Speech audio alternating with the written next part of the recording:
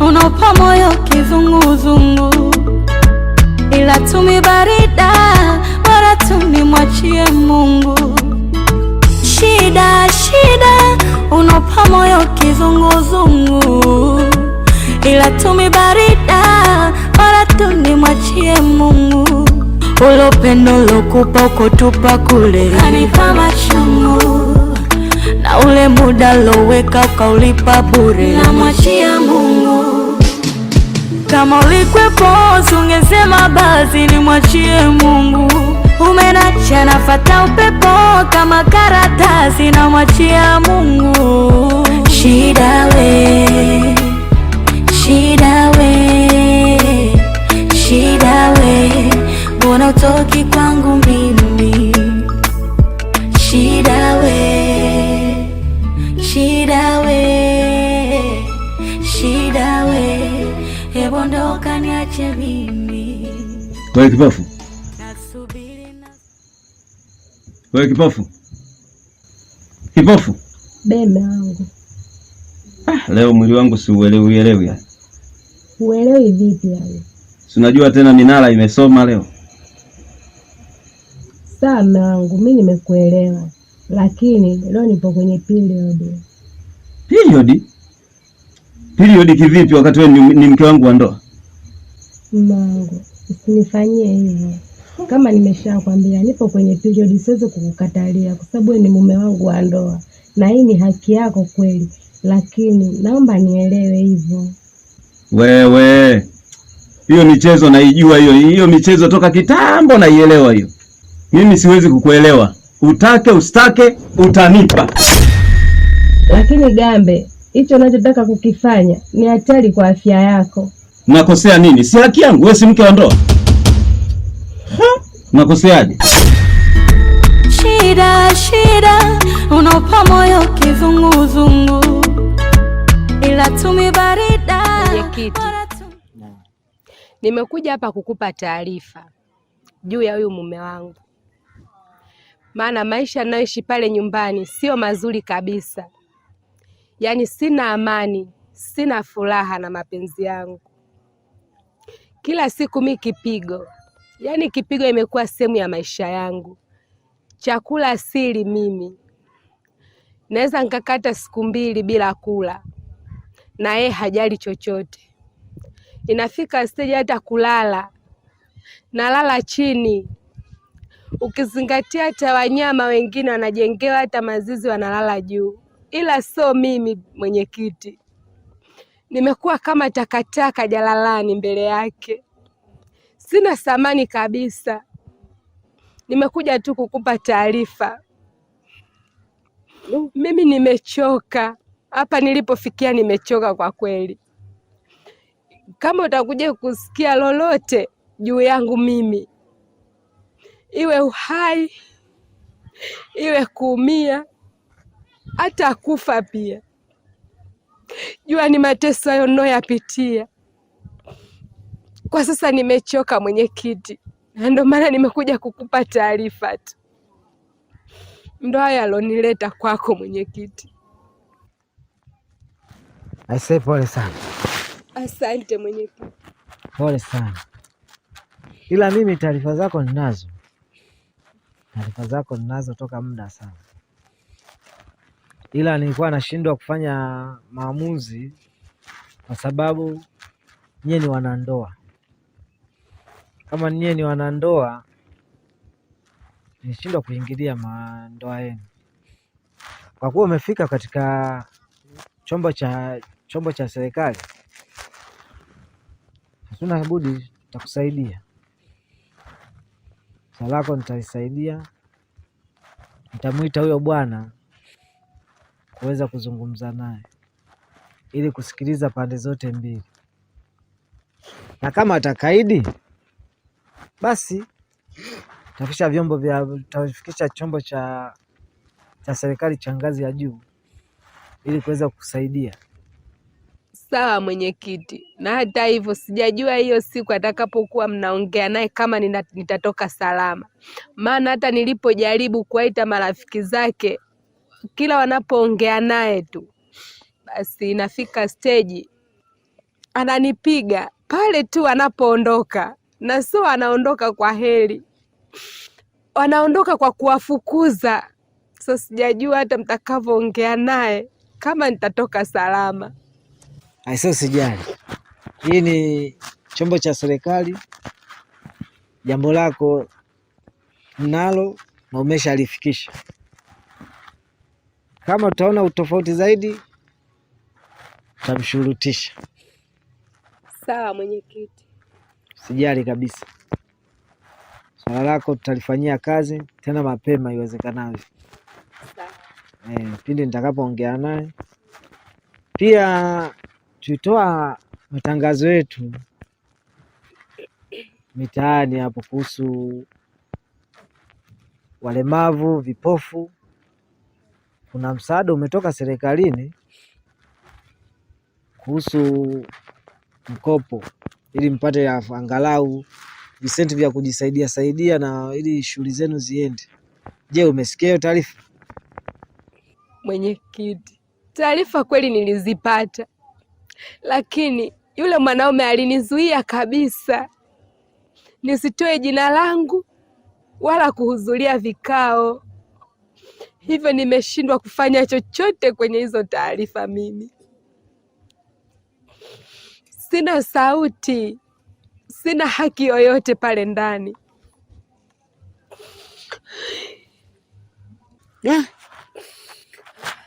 Basi sawa, watu tushughulike kwanza na hili swala jingine tutalifanyia kazi. Basi sawa mwenyekiti, mimi nashukuru, acha niende. Haya, karibu sana. Asante.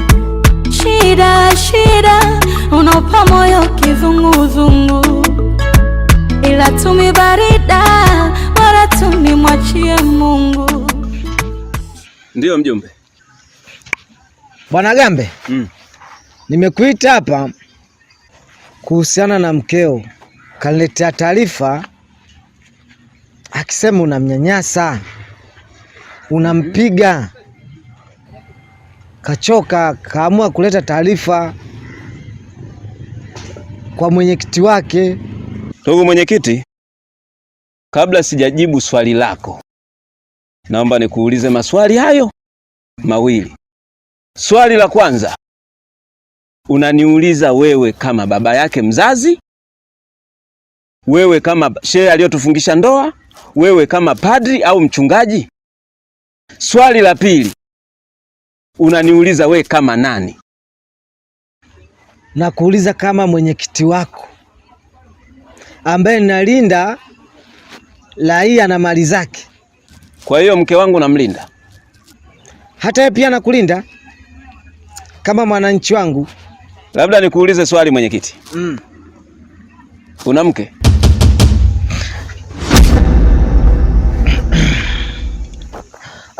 Mke nilikuwa naye ila tumeachana. Uliachana naye, sawa. Sasa umeniita hapa ili mimi niachane na mke wangu au niendelee kuishi naye? Mimi nataka muendelee kuishi pamoja. Yaani mwenyekiti, kama ulishindwa kutengeneza suluhu na mke wako hadi ukamwacha, unawezaje kutengeneza suluhu mimi na mke wangu? Kama uliweza kuachana na mke wako,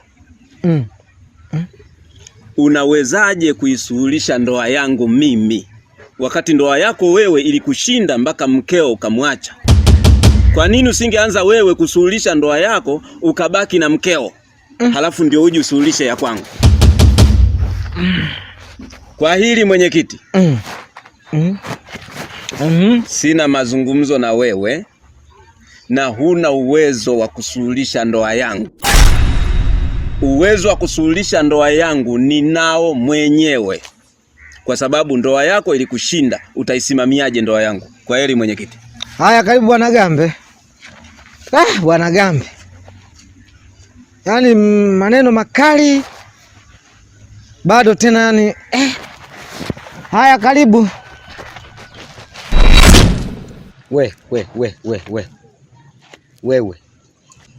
hivi wewe Tutusa, kitu gani unakitafuta? Yule Zena akakukosea nini? Na kwa nini unamfanyia yote hayo? Kitu gani alichokukosea Zena? Na pia hata kama umheshimu yeye, ila kumbuka ni mke wa kaka yako yule. Shida nini? Kwa hiyo yule kipofu ndo kaja kukuambia hizo habari, au sio? Nisikilize. Hata kama hajaniambia yeye, jamii naona.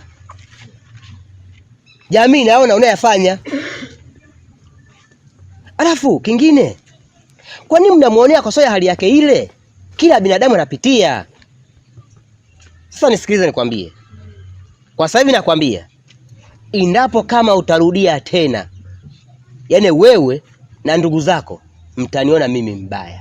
Sasa wewe mjumbe au nani? Haya, unajua gharama tulizoenda kumuolea yule? Wewe ndo mume wake. Mbona mume wake haongei? Wewe kama nani? Kama mmezoea kumtesa kwa sababu ndugu zake wako mbali, mimi natoa onyo. Kama ukirudia tena, ndugu zako na wewe mtaniona wabaya. Shida, unopa moyo kizunguzungu, ila tumibarida wala tunimwachie Mungu. Shida Zena maana mume wako nilimwita. Nilipomwita mmeo kuzungumzia hilo swala uliloniletea, lakini sasa imekuwa ndivyo sivyo na mazungumzo yangu mimi na yeye. Maana sasa mwenzangu tumeshindwa hata kuelewana. Hawa mkali, sauti kubwa, matusi mengi. Sasa mimi nimekuita hapa, lakini nimekuita hapa ili uweze kunisaidia jambo moja. Tumpeleke polisi, tuandike barua tumpeleke polisi, au wewe una maamuzi gani kuhusu hilo swala? Sasa mwenyekiti, kama hivyo unavyosema, sasa akienda polisi si ndo anaenda kumfunga milele? Sheria hiyo kwa manyanyaso unayoyapata lazima. Maana sasa kwanza mimi alivyonitukana tu, nitamani mimi mwenyewe hapo hapo nifanye maamuzi ya kumpeleka, lakini nimetumia ubusara, nimeona nikuite wewe ndo mlengo wa hilo jambo. Mwenyekiti, naam, kwa yule mume wangu na ukorofi alokuwa nao, akienda huko si atamua kabisa. Huko kuna manyampala huko. Hayo manyampala ndo siseme, anapiga tena, anapiga kweli kweli. Kama sio kutoka na ngeu, basi tunafuata maiti. Mimi naomba tu mwenyekiti, ili swala liishie hapa hapa, tusimpeleke huko. Maana yule ni mume wangu wa ndoa. Hata hivyo Mungu anasema samehe 7 mara 70. Mimi nipo tayari kumsamehe, ila tu usimpeleke huko. Ila sasa nikwambie Zena, kwa jambo lako hili, kama ikikukuta tena, mimi bana usiniletee, kwa sababu tutaendelea kuvuana nguo hivi hivi. Kama umeamua kusamehe, tuishie hapa hapa. Ila ukitaka kuja hapa tena kwangu kama mimi mwenyekiti, niletee taarifa nyingine, sio ya ugomvi wewe na mmeo. Sio, unanielewa? Sawa, nimekuelewa mwenyekiti. Sawa mwenyekiti, acha mimi niende. Haya, karibu sana. Shida, unopa moyo kizunguzungu, ila tumibarida wala tunimwachie Mungu.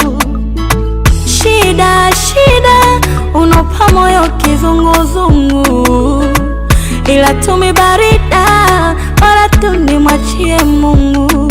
Ule upendo lokupa ukotupa kule kanipa machungu, na ule muda loweka ukaulipa bure, namwachia Mungu. Kama ulikwepo ungesema basi nimwachie Mungu. Umenacha nafata upepo kama karatasi, namwachia Mungu. Shida we,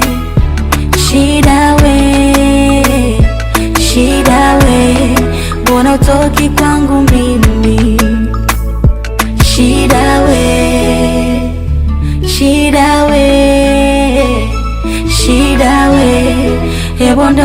niache mimi, nasubiri. Minala imesoma leo. Sawa mume wangu, mimi nimekuelewa, lakini leo nipo kwenye period. Period kivipi wakati wewe ni mke wangu wa ndoa? Mume wangu, usinifanyie hivyo. Kama nimeshakwambia nipo kwenye period, siwezi kukukatalia kwa sababu ni mume wangu wa ndoa na hii ni haki yako kweli, lakini naomba nielewe hivyo. Wewe, hiyo michezo naijua, hiyo michezo toka kitambo naielewa hiyo. Mimi siwezi kukuelewa. Utake ustake utanipa. Lakini Gambe, hicho unachotaka kukifanya ni hatari kwa afya yako. Nakosea nini? Si haki yangu, wewe si mke wa ndoa. Nakoseaje? Shida unopa moyo kizunguzungu, ila tumi barida. Mwenyekiti, nimekuja hapa kukupa taarifa juu ya huyu mume wangu, maana maisha ninayoishi pale nyumbani sio mazuri kabisa. Yaani sina amani, sina furaha na mapenzi yangu. Kila siku mimi kipigo, yaani kipigo imekuwa sehemu ya maisha yangu. Chakula asili mimi naweza nikakata siku 2 bila kula, na yeye hajali chochote. Inafika stage hata kulala nalala chini, ukizingatia hata wanyama wengine wanajengewa hata mazizi wanalala juu, ila sio mimi. Mwenyekiti, nimekuwa kama takataka jalalani mbele yake, sina thamani kabisa. Nimekuja tu kukupa taarifa. Mimi nimechoka hapa nilipofikia, nimechoka kwa kweli. Kama utakuja kusikia lolote juu yangu mimi, iwe uhai iwe kuumia hata kufa pia, jua ni mateso hayo ninayoyapitia kwa sasa. Nimechoka mwenyekiti, na ndio maana nimekuja kukupa taarifa tu. Ndio haya alonileta kwako mwenyekiti. Aisee, pole sana. Asante mwenyekiti. Pole sana, ila mimi taarifa zako ninazo toka muda sana, ila nilikuwa nashindwa kufanya maamuzi kwa sababu nyie ni wanandoa. Kama nyie ni wanandoa, nishindwa kuingilia mandoa yenu. Kwa kuwa umefika katika chombo cha serikali, hatuna budi nitakusaidia. Swala lako nitalisaidia, nitamwita huyo bwana kuweza kuzungumza naye ili kusikiliza pande zote mbili, na kama atakaidi basi tafikisha chombo cha serikali cha ngazi ya juu ili kuweza kukusaidia. Sawa mwenyekiti, na hata hivyo sijajua hiyo siku atakapokuwa mnaongea naye kama nitatoka salama, maana hata nilipojaribu kuwaita marafiki zake, kila wanapoongea naye tu basi inafika stage ananipiga pale tu anapoondoka, na sio anaondoka kwa heri, wanaondoka kwa kuwafukuza. Sasa sijajua hata mtakavyoongea naye kama nitatoka salama. Aisee, usijali, hii ni chombo cha serikali. Jambo lako mnalo na umeshalifikisha. Kama utaona utofauti zaidi, utamshurutisha. Sawa mwenyekiti. Usijali kabisa, swala lako tutalifanyia kazi tena mapema iwezekanavyo. Pindi nitakapoongea naye.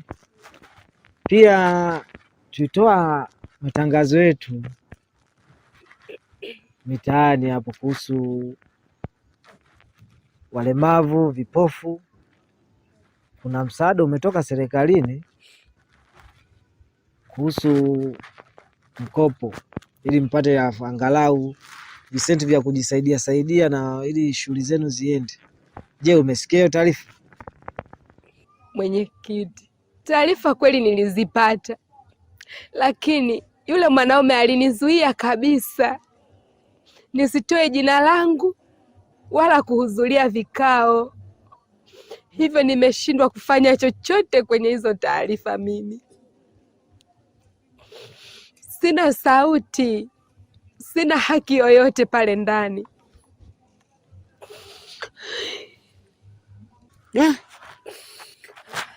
Basi sawa, watu tushughulike kwanza na hili swala jingine tutalifanyia kazi.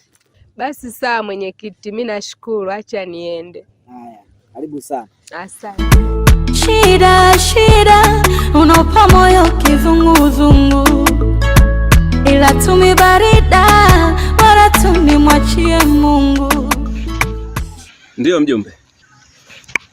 Bwana Gambe, nimekuita hapa kuhusiana na mkeo. Kaniletea taarifa akisema unamnyanyasa, unampiga. Kachoka, kaamua kuleta taarifa kwa mwenyekiti wake. Ndugu mwenyekiti, kabla sijajibu swali lako, naomba nikuulize maswali hayo mawili. Swali la kwanza, unaniuliza wewe kama baba yake mzazi, wewe kama shehe aliyotufungisha ndoa, wewe kama padri au mchungaji? Swali la pili, unaniuliza wewe kama nani? Na kuuliza kama mwenyekiti wako ambaye nalinda raia na mali zake. Kwa hiyo mke wangu namlinda?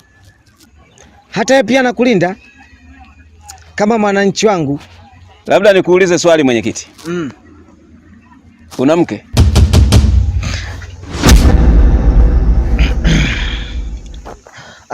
Mke nilikuwa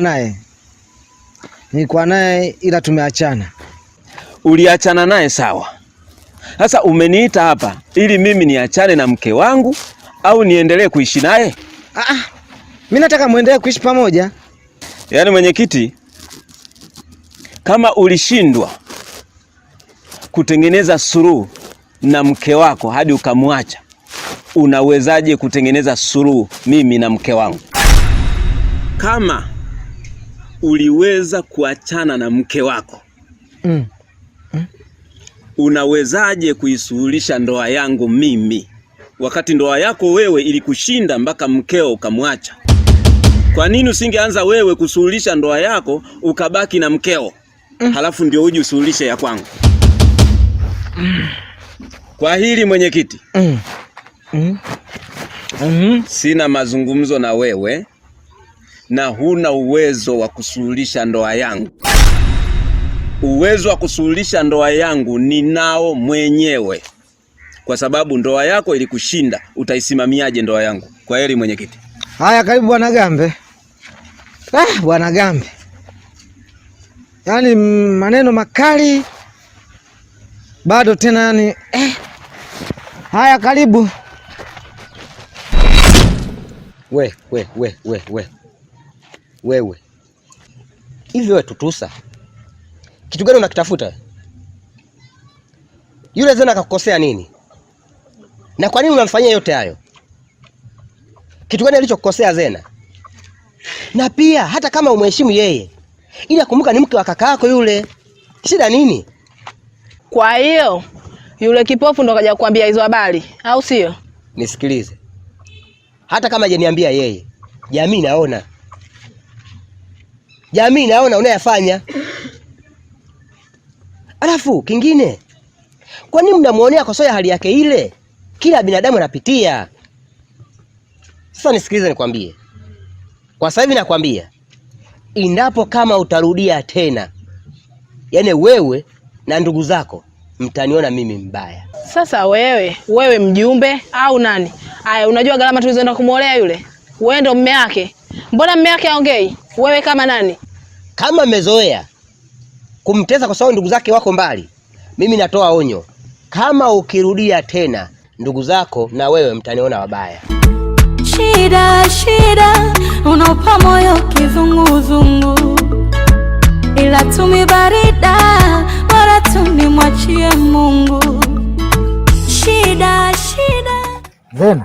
Be. Maana mume wako nilimwita. Nilipomwita mmeo kuzungumzia hilo swala uliloniletea, lakini sasa imekuwa ndivyo sivyo na mazungumzo yangu mimi na yeye. Maana sasa mwenzangu tumeshindwa hata kuelewana. Hawa mkali, sauti kubwa, matusi mengi. Sasa mimi nimekuita hapa, lakini nimekuita hapa ili uweze kunisaidia jambo moja. Tumpeleke polisi, tuandike barua tumpeleke polisi, au wewe una maamuzi gani kuhusu hilo swala? Sasa mwenyekiti, kama hivyo unavyosema, sasa akienda polisi si ndo anaenda kumfunga milele? Sheria hiyo kwa manyanyaso unayoyapata lazima. Maana sasa kwanza mimi alivyonitukana tu, nitamani mimi mwenyewe hapo hapo nifanye maamuzi ya kumpeleka, lakini nimetumia ubusara, nimeona nikuite wewe ndo mlengo wa hilo jambo. Mwenyekiti, naam, kwa yule mume wangu na ukorofi alokuwa nao, akienda huko siwatamua kabisa. Huko kuna manyampala huko, hayo manyampala ndo siseme, anapiga tena, anapiga kweli kweli. Kama sio kutoka na ngeu, basi tunafuata maiti. Mimi naomba tu mwenyekiti, ili swala liishie hapa hapa, tusimpeleke huko, maana yule ni mume wangu wa ndoa. Hata hivyo Mungu anasema samehe 7 mara 70. Mimi nipo tayari kumsamehe, ila tusimpeleke huko. Ila sasa nikwambie Zena, kwa jambo lako hili, kama ikikukuta tena, mimi bado usiniletee, kwa sababu tutaendelea kuvuana nguo hivi hivi. Kama umeamua kusamehe, tuishie hapa hapa, ila ukitaka kuja hapa tena kwangu kama mimi mwenyekiti, niletee taarifa nyingine, sio ya ugomvi wewe na mmeo. Si unanielewa? Sawa, nimekuelewa mwenyekiti. Sawa mwenyekiti, acha mimi niende. Haya, karibu sana. Shida shida, unopa moyo kizunguzungu, ila tumibarida wala tunimwachie Mungu. Shida shida, unopa moyo kizunguzungu, ila tumibarida wala tunimwachie Mungu. Ule upendo lokupa ukotupa kule kanipa machungu, na ule muda loweka ukaulipa bure, namwachia Mungu.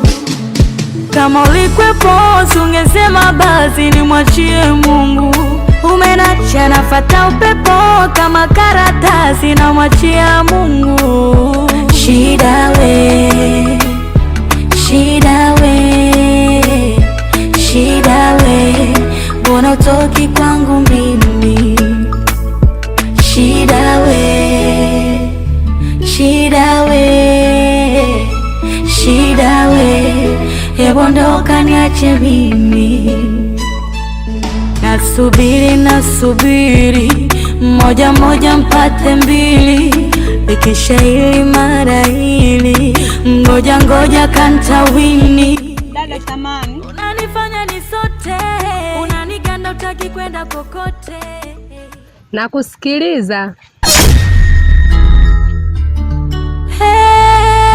Nikwambia kitu kimoja, ukitaka kumwokoa mtu kwenye mapenzi ni lazima usike mapenzi pia, na ndio maana nikakutuma uende kwa Gambe ili ukafanye kile nilichokwambia. Sawa, kazi yako nimeifanya, nipe mrejesho. Kuna kazi nyingine nahitajia kufanya. Nadhani kwa sasa niache kwanza nifike nyumbani. Nikienda nyumbani nitajua cha kufanya, kisha nitakupa mrejesho mwingine. Sawa Obina, mimi utakie safari njema unapoenda. Haina shida, ila zingatia mtonyo. Usijali, mimi ndio bwana Kipala, kwa hilo usijali. Sawa, niutakie safari njema. Usijali. Sawa. Nawe pia. Haya.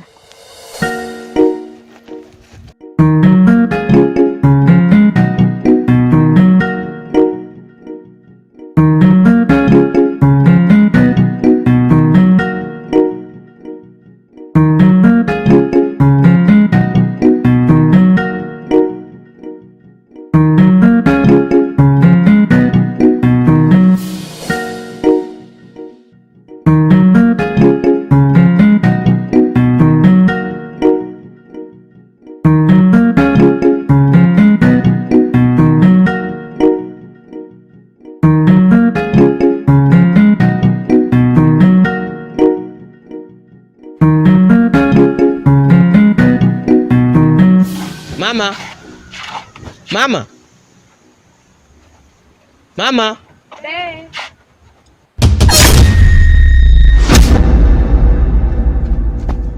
Mama.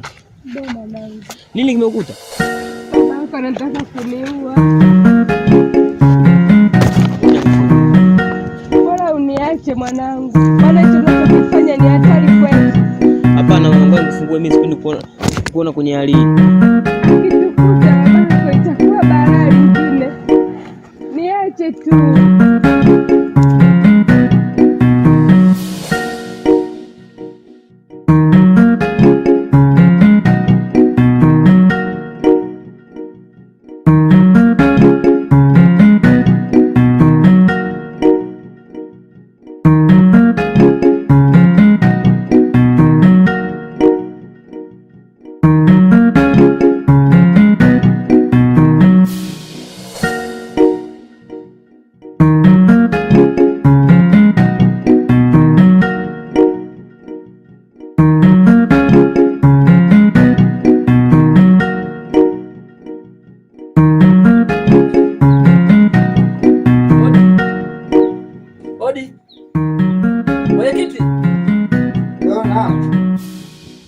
Karibu.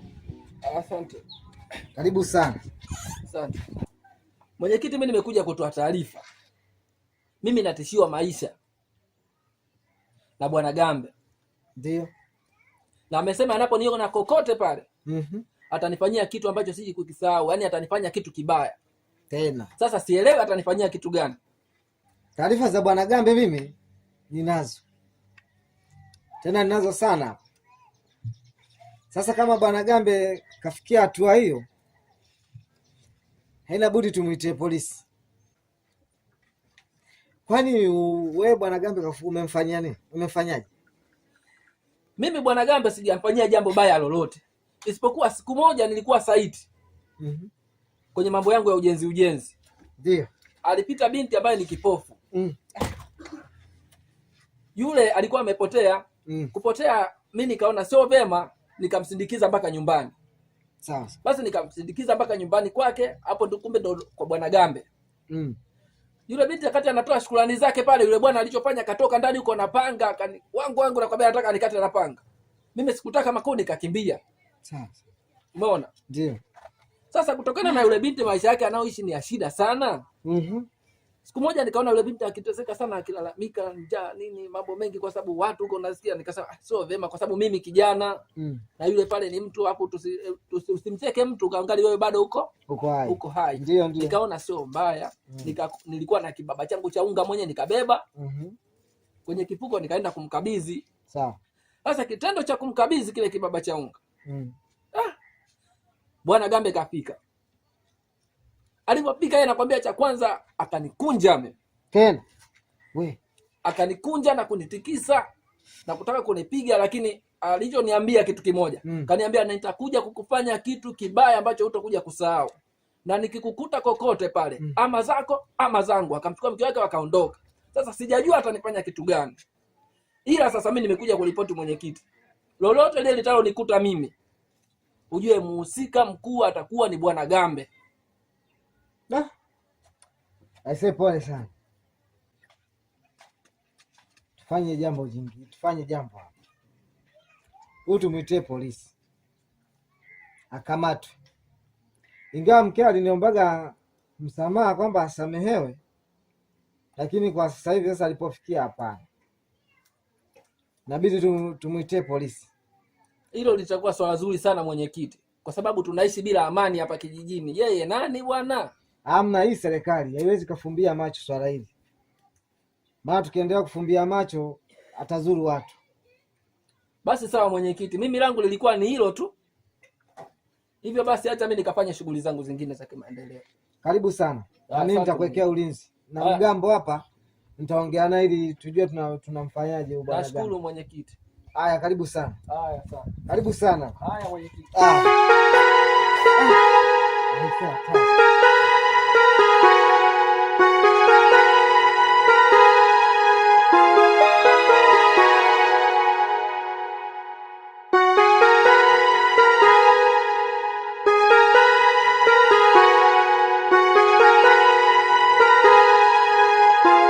Kaka.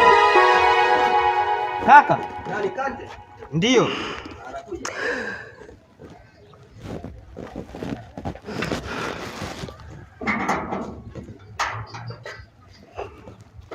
Vipi? Kaka, nimemkuta mama akiwa amefungwa kwenye mti. Kwenye mti? Ndio. Imekuwaje? Sijajua. Shemeji. Be. Anachoongea mdogo wangu ni kweli? Ni kweli shemeji. Shida nini? Mume wangu jana usiku alikuja na mwanamke. Akaingia naye pale ndani. Alinifukuza mimi nisilale pale ndani. Tena kwa maneno makali hayafai shemeji. Sikuwa na namna, kila nilipojaribu kumwomba msamaha, mume wangu aligoma na kunifukuza kabisa. Nikaenda kulala kwa Samara. Asubuhi narudi nyumbani, ndo akanichukua na kwenda kunifunga. Akadai kwamba alitaka mimi nilale sebleni, kwa nini nilienda kulala kwingine mbali na nyumbani. Na maana rafiki yangu na amefikia hatua hiyo. Anakufunga kwenye mti, na maana wewe umekuwa ng'ombe. Ndio hivyo shemeji yangu. Mbona hajitafutia hatari kubwa sana huyu ndugu yangu? Mdogo wangu tunafanyaje kwa hiyo? Kaka, mimi nimemleta hapa. Akata siku 2-3. Ila mdogo wangu, hii ni hatari kwa sababu nadhani bwana Gambe unamfahamu fika. Hapa nyumbani huwa hakauki. Yule jamaa nyumbani huwa hakauki. Muda wote, yani kwa siku hakosi hata mara 2. Labda kuna kitu ambacho nakiwaza. Kwa ushauri, naomba umchukue shemeji, umpeleke moja kwa moja kwa Samara. Maana amini ukienda kwa Samara pale ajistiri hata siku 2-3, kwanza pale itakuwa ni rahisi hata mwenyewe kumtembelea kupeleka chochote kitu. Si unanielewa mdogo wangu? Ndio. Shemeji, nilikuwa nakuomba mdogo wangu akupeleke kwa Samara moja kwa moja. Baadaye nitakuja, tutajua nini cha kufanya. Sawa shemeji. Naomba ufanye hivyo. Sawa shemeji yangu. Tunajua ili tufanyeje. Nashukuru. Fanya hivyo mdogo wangu, mpeleke moja kwa moja kwa Samara. Sawa. Sawa.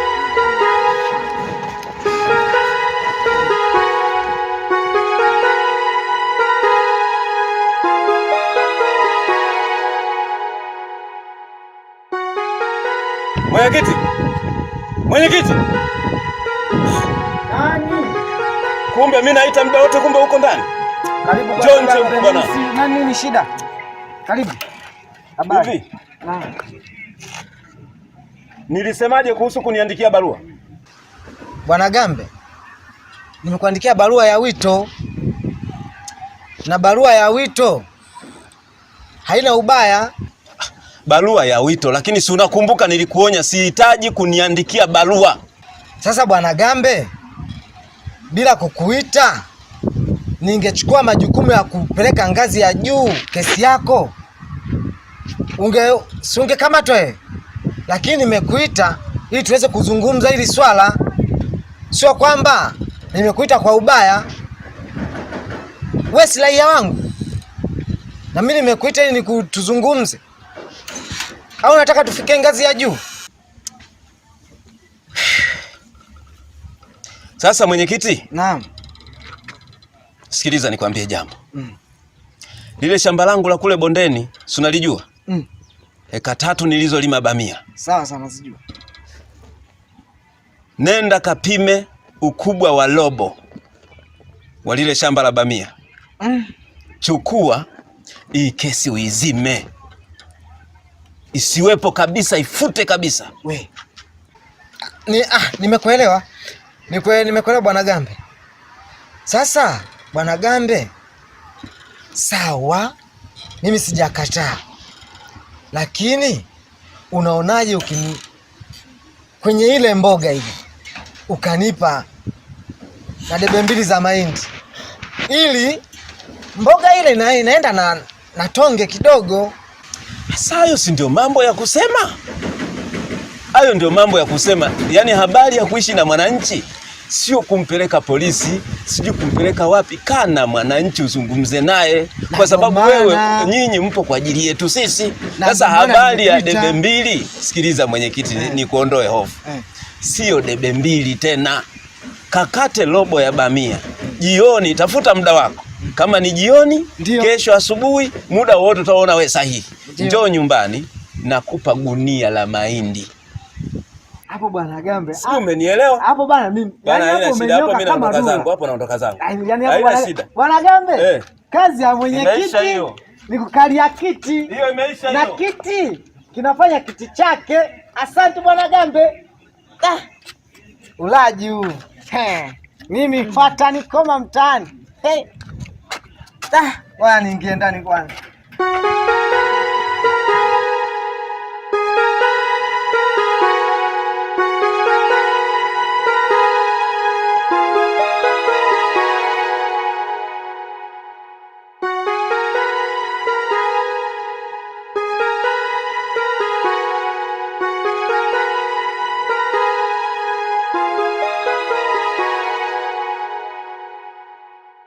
Odi. Odi. Karibu. Asante.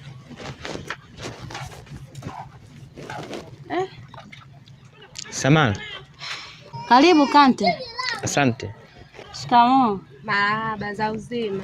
Safi. Samala. Kaka ameniagiza nimlete mama hapa. Maana yake nimemkuta nyumbani kwake akiwa amefungwa kamba. Amefungwa kamba? Ndiyo. Ina maana Gambe ndo amefikia huko?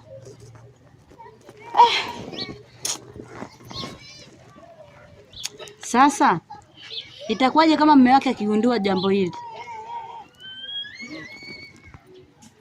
Iwapo ikitokea, tutajua nini cha kufanya.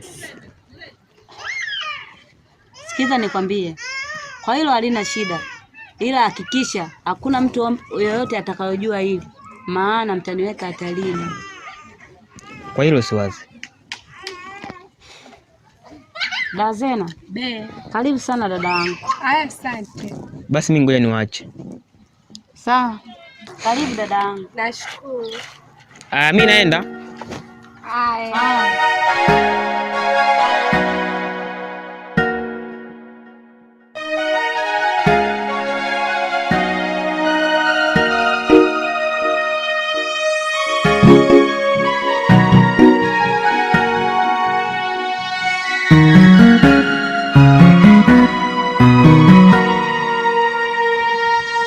Yaani kipigo kimekuwa kama chakula kwenye maisha yangu. Nimechoka sasa. Mateso ya kila siku, manyanyaso, masimango. Nimeachoka haya maisha. Useme hivyo Dazena. Mateso ameumbiwa binadamu. Mateso ameumbiwa binadamu? Binadamu gani anopitia mateso kama mimi Samala? Haya mateso ni ya mimi tu. Hebu ona, kipigo kila siku, nanyimwa chakula, sina amani mimi. Naishije katika maisha haya? Bora tu hata ningekufa. Hey, na na na.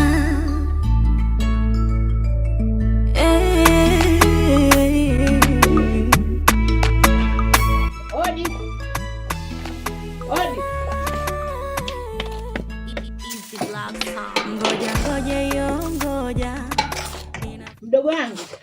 Dada. Romia. Karibu dada. Asante. Karibu ndani.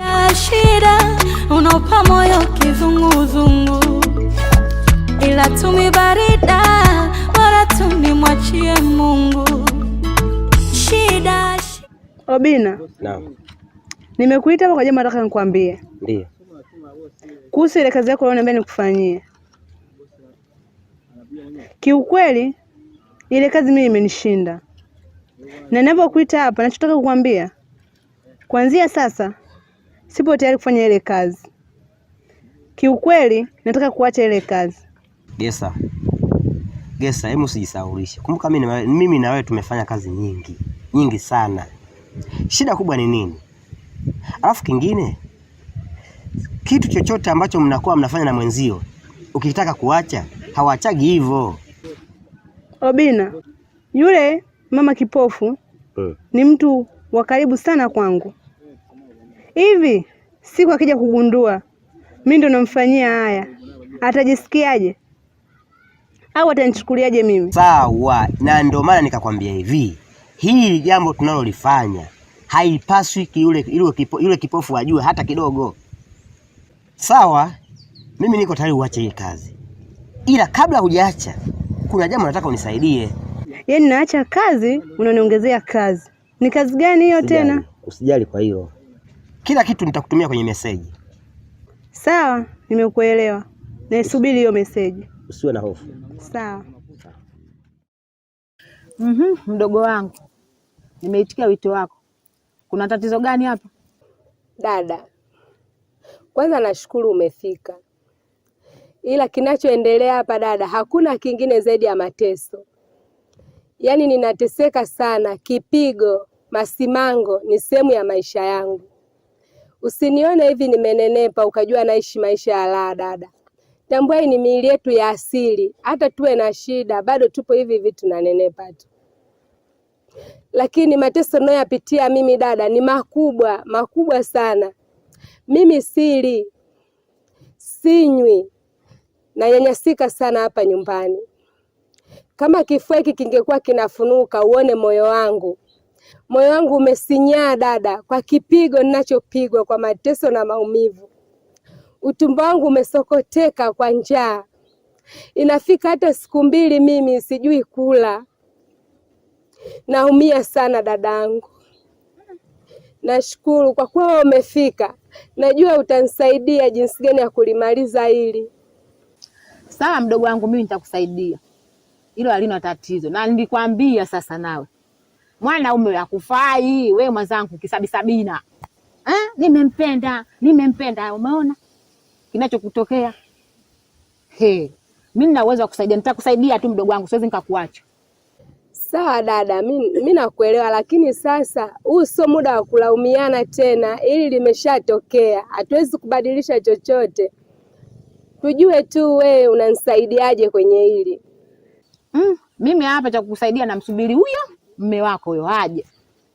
Tuulizane, kama kakuchoka aniambie kabisa akupe talaka nirudi na wewe nyumbani. Hujaua mama. Upo? Nyumbani bado anakutegemea. Sasa ninavyokuambia, namsubiri hapa. Tuje tuelewane mimi na yeye. Sawa dada. Sasa hivi mdogo wangu mimi njaa inaniuma. Kwa hiyo hapa unielekeze jiko nikapike. Jiko liko hapo ndani.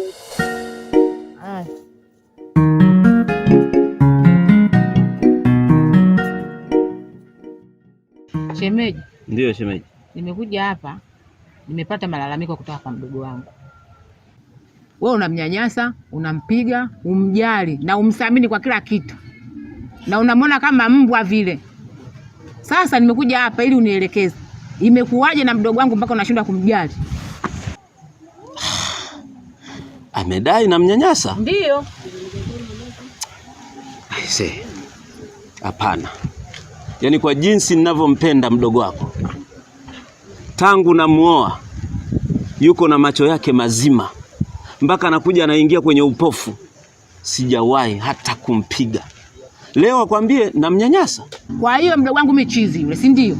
Inawezekana labda mdogo wako alikuwa na shida na wewe kwa sababu hamjaonana muda mrefu. Alikuwa na hamu na wewe, ndio maana akakupigia kwamba kuna tatizo. Ila kungekuwa na tatizo hata mimi ningekupigia simu. Lakini sio hili alilolisema kwamba mimi namtesa. Sijawahi kumtesa hata siku moja, wala kumnyanyasa. Inawezekana nikiongea unaweza siamini, ila kwa sababu saizi natoka. Ila nikirudi utamuita, uje umuulize mwenyewe akwambie alilokuambia liko sahihi. Ila mimi nakuhakikishia sijawahi kumtesa mdogo wako. Sijui shemeji umenielewa? Sawa. Basi mimi ngoja niende kwanza hivi, tutaonana jioni. Maana Yesu ametoka kidogo. Basi wewe endelea kumsubiri, akirudi na mimi nikirudi tukae ili umuulize vizuri aliyokuambia ndio yaliyopo. Basi hamna shida shemeji yangu. Basi haina shida, baadaye shemeji. Haya.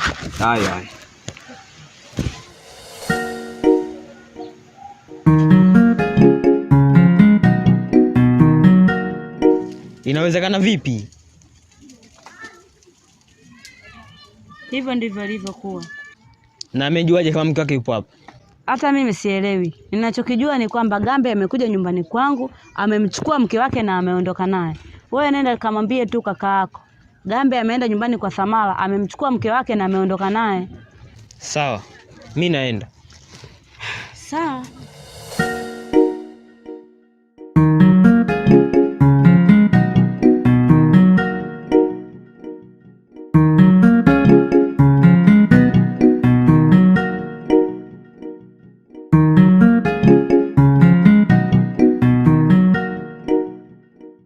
Kaka. Nimetoka nyumbani kwa Samara. Mzee Gambe kamchukua mke wake. Kamchukua? Na mpaka sasa hivi ninavyoongea yupo nyumbani kwake. Kuna maanisha sasa hivi shemeji tena amerudi kwenye mateso. Ndio. Ila nikwambie kitu mdogo wangu. Kwa hili ni lazima tufanye kitu. Kwa sababu yule mwanamke anahitajika asaidiwe, yani pakubwa sana. Naona kabisa mateso yake yanarudi. Na vipi Samara hajakwambia kwamba Gambe kajua pengine sisi tumehusika kumpeleka pale? Kwa hilo naisa yajua. Maana nilivyoenda kwa Samara pale, hajaniambia kitu chochote kile. Basi mdogo wangu, kwa hili ni lazima kifanyike kitu. Yule mwanamke anahitajika msaada wa hali ya juu sana. Kwa ninavyomjua rafiki yangu, pale atamtesa zaidi ya mara 2 yake ya mara kwanza. Kwa hiyo haina shida. Wewe nenda kaendelee na kazi zako. Nitajua cha kufanya, afikisha nitakwambia. Sawa. Sawa ndugu wangu.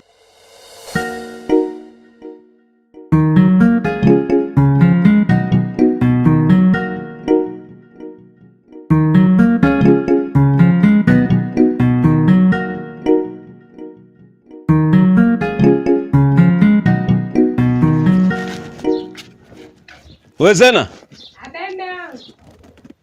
Njoo nje.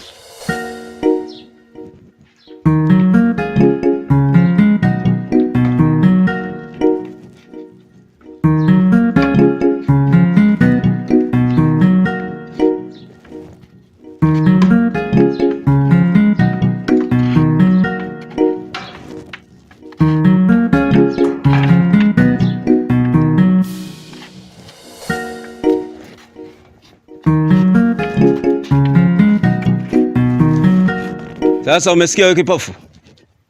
Mimi leo naondoka. Nako kwenda naenda kukaa siku 2. Sasa ole wako. Nirudi mtaani nisikie kwamba ulikuwa unaenda na zulula huko. Nadhani unanitambua. Humu ndani nimeacha kila kitu. Maji yapo, nyanya zipo. Nimejaza kila kitu. Mchele, mafuta ya kula, unga. Sasa ole wako. Nirudi nisikie umeondoka, umeenda mtaani kuzulula. Nadhani unanielewa. Sawa mume wangu, nimekuelewa. Nimesha kukataza habari ya mume wangu. Sawa Gambe. Nikirudi nikukute hapa hapa. Wewe kutoka nje ni kwenda uwani na kurudi. Sawa Gambe. Haya.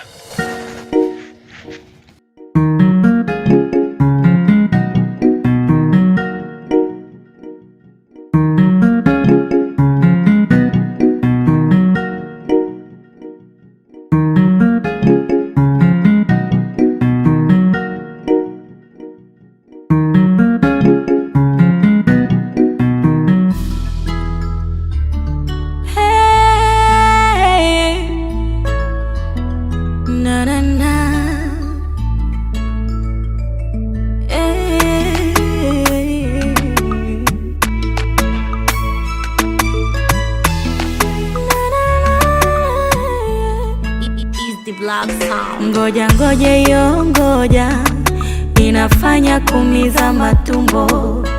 Subiri mara moja, eti nayo inafata mkumbo. Shida shida, unopa moyo kizunguzungu. Ila tumi barida, wala tumi mwachie Mungu. Shida shida, unopa moyo kizunguzungu. Ila tumi barida, wala tuni mwachie Mungu. Ulo pendo lokupa uko tupa kule, kanipa machungu. Na ule muda loweka ukaulipa bure, na mwachia Mungu. Kama ulikwepo ungesema basi ni mwachie Mungu. Umenacha nafata upepo kama karatasi na mwachia Mungu. Shida we, shida we, shida we, mbona utoki kwangu mimi? Shida we, shida we, shida we, hebu ondoka niache mimi. Nasubiri, nasubiri, moja moja mpate mbili, ikisha hili mara hili, ngoja ngoja kantawini. Unanifanya nisote, unaniganda utaki kwenda kokote. Nihurumia uondoke, ona wengine hawafanyi chochote. Shida, shida, unaupa moyo kizunguzungu, ila tumibarida, bora tunimwachie Mungu. Shida, shida, unaupa moyo kizunguzungu, ila tumibarida, bora tunimwachie Mungu. Ule upendo lokupa ukotupa kule kanipa machungu, na ule muda loweka ukaulipa bure. Odi, odi. Odi. Karibu. Asante.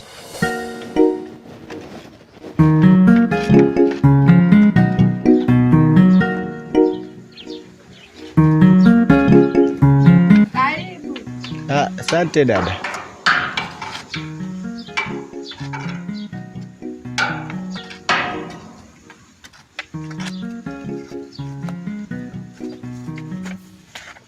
Karibu. Asante. Habari dadangu? Nzuri, sijui wewe. Salama tu, kwema? Kwema, sijui nani mwenzangu? Mimi ni yule msimamizi wa mashamba yenu kule. Karibu sana. Asante. Sijui Gambe nimemkuta? Gambe ametoka. Vipi, kuna tatizo? Nadhani lipo, kwa sababu namdai hela yangu kiasi kikubwa sana, manake mpaka sasa hivi yaani sielewi kabisa, kwa sababu kama hayupo sasa nitafanyaje sasa?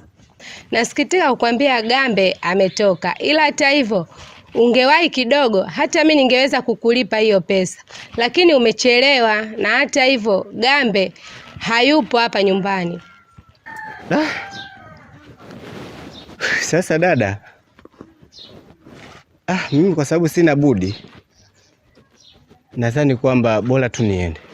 Basi sawa, ila samani, nilikuwa na ombi moja kwako. Ndiyo. Hivi unamfahamu Obina? Obina? Obina nampata. Basi kuna mzigo nilikuwa na kuomba umpelekee. Basi hamna shida dadangu, wewe kuwa huru.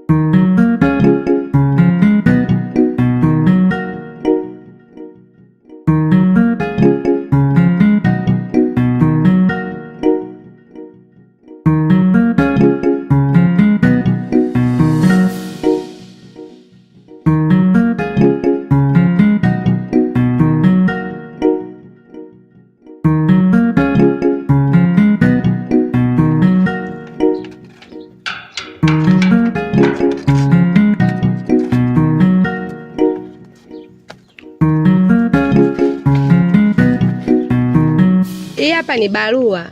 Ndiyo dada. Naomba umpelekee Obina moja kwa moja mwenyewe, mkabidhi mwenyewe na kuomba. Hamna shida dadangu, nadhani kwamba hii imefika. Hilo toa hofu kabisa. Na kutegemea, usiniangushe. Hamna shida. Hamna shida dada, mimi naenda. Sawa. Siku nyingine. Karibu tena. Haya.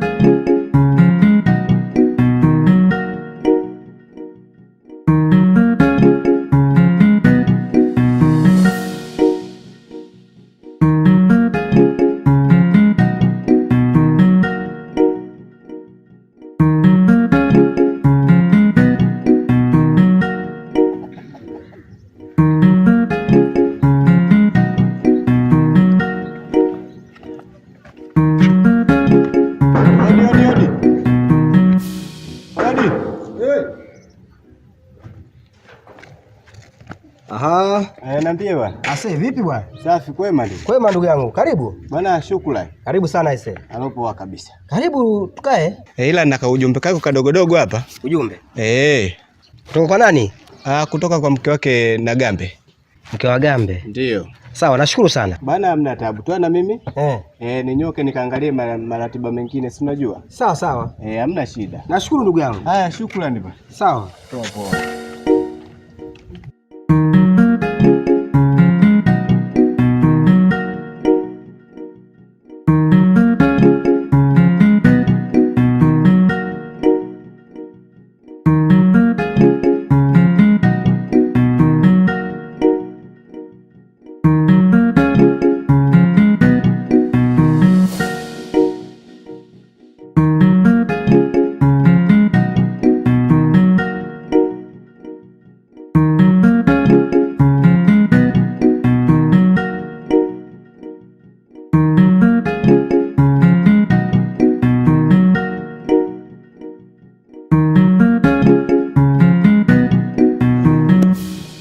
Baby.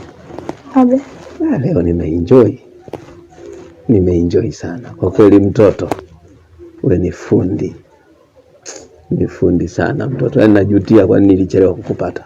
Ogopa niongopea. Sio niongopea, nakwambia live. Kwa nini nisikusifie? Mwaka ngapi? Bado upo huko? Upo tu na kipofu wako. Kipofu ni kipofu. Tukapona niongopea bwana. Si kuongopei. Tatizo mkisifiwa mtaki sifa. Msipopendwa mnaenda kwa waganga. Mnataka nini nyie? Kikweli mtoto bana. Kwa kweli. Ningekuwa nimeumbika siku zote ninaponaidi na tena nikuone kwa dakika mwisho ujaji. Umenidanganya. Sijakudanganya. Kila jambo linaenda na utaratibu. Tatizo wewe una haraka. Si una kipofu wako tu, muda wote na kipofu wako. Kipofu ni kipofu na wewe ni wewe. Sawa? Na ndio maana nikakutafuta, nikakupata. Sawa?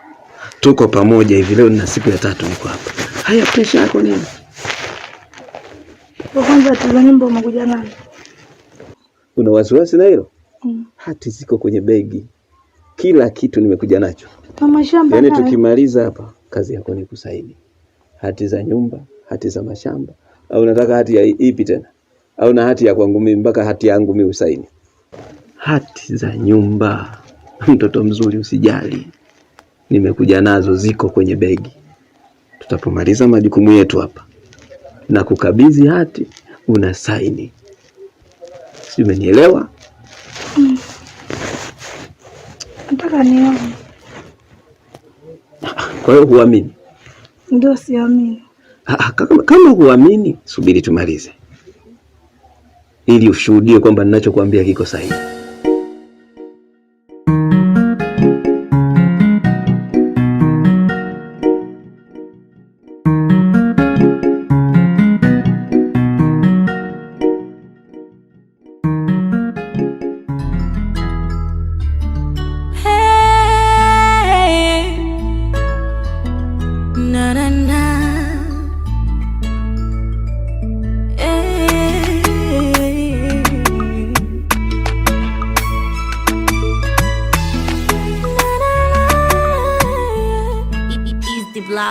Ngoja ngoja yo ngoja, inafanya kumiza matumbo. Subiri mara moja, eti nayo inafata mkumbo. Shida shida, unopa moyo kizunguzungu, ila tumi barida, wala tuni mwachie Mungu. Shida shida, unopa moyo kizunguzungu, ila tumi barida, wala tuni mwachie Mungu. Ulo pendo lokupa uko tupa kule, kanipa machungu, na ule muda loweka ukaulipa bure, na mwachia Mungu. Kama ulikwepo ungesema basi ni mwachie Mungu.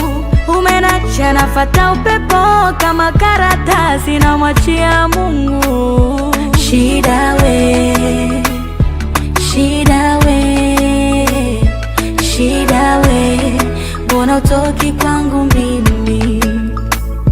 Shida we, shida we, shida we, hebu ondoka niache mimi. Nasubiri nasubiri, moja moja mpate mbili, ikisha hili mara hili, ngoja ngoja kantawini. Unanifanya nisote, unaniganda utaki kwenda kokote.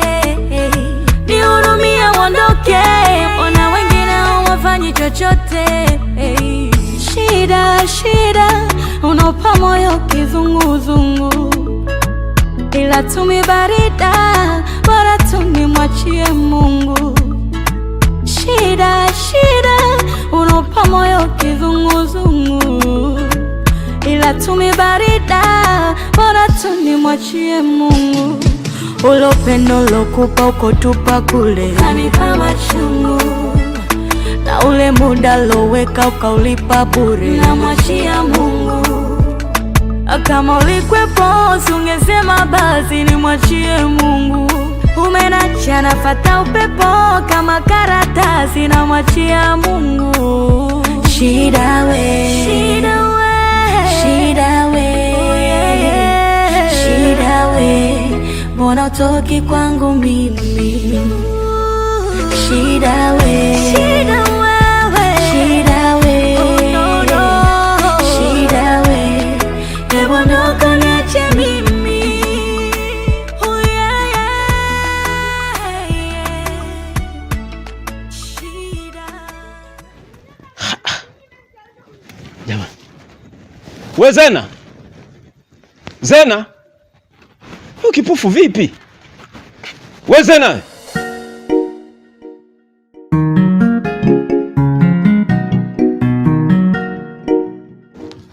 We Zena.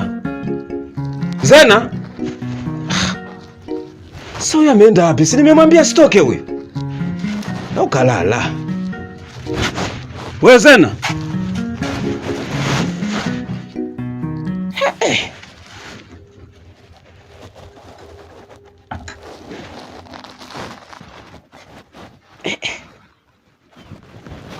Barua tena.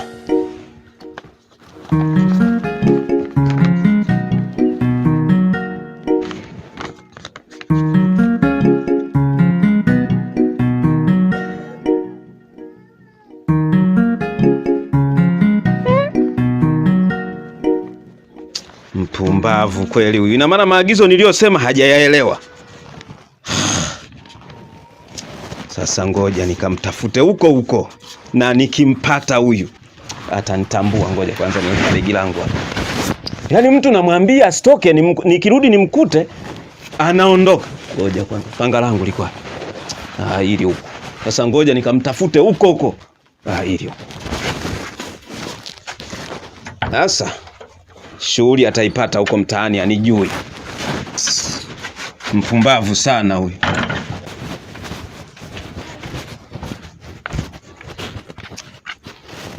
Sasa sumeniachia barua, utanitambua popote ulipo. Ila tumibari na na na